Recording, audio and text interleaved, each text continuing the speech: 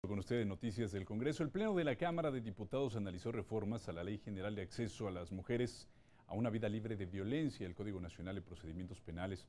Entre otros aspectos, estas reformas agilizan los procesos judiciales para establecer medidas de protección a mujeres que sean potenciales víctimas de hechos de violencia.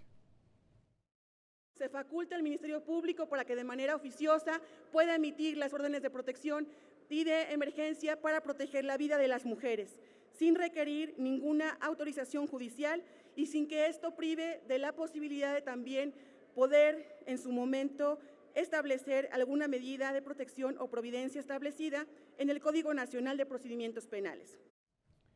Al emitir posicionamientos, legisladoras coincidieron en la importancia de eficientar los procesos para que mujeres víctimas de violencia puedan acceder a los mecanismos de protección que se establecen en la norma.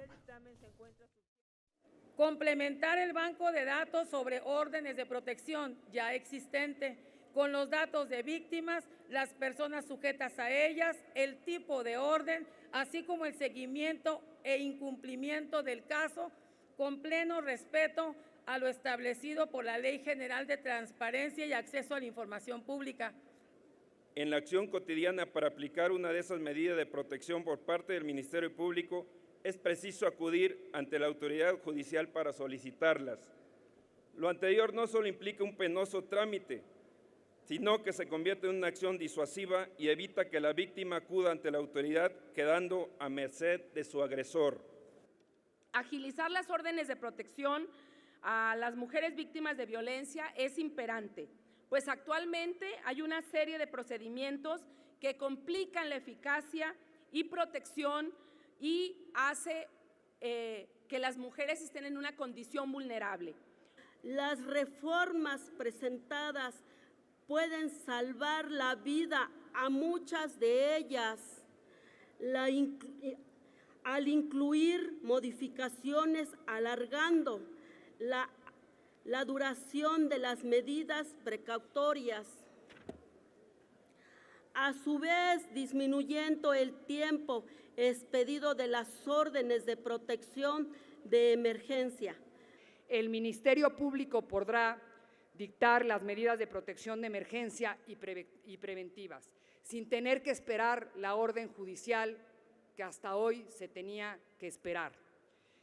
Aunado a que el juez pueda dictarlas de manera oficiosa cuando ni la víctima ni el Ministerio Público lo hubiesen solicitado, pero el juzgador identifique que existe riesgo. Se reforma el último párrafo del artículo 28, estableciendo la temporalidad de la vigencia de las medidas de protección, que era de 60 días para subir a 90 días como máximo. Se deberá dictar en ese plazo la protección que no exceda de 6 horas para las víctimas. Especificar algunos contenidos concretos que deben de tener el banco de datos sobre las órdenes de protección de las personas sujetas a ella. Por ejemplo, datos de la víctima, el tipo de orden, el seguimiento e incumplimiento de las mismas. La desigualdad agudiza e incrementa las distintas formas de violencia en todos los ámbitos de la vida, en el ámbito privado y en el ámbito público, que van desde la violencia física, psicológica, patrimonial, económica, sexual y violencia política.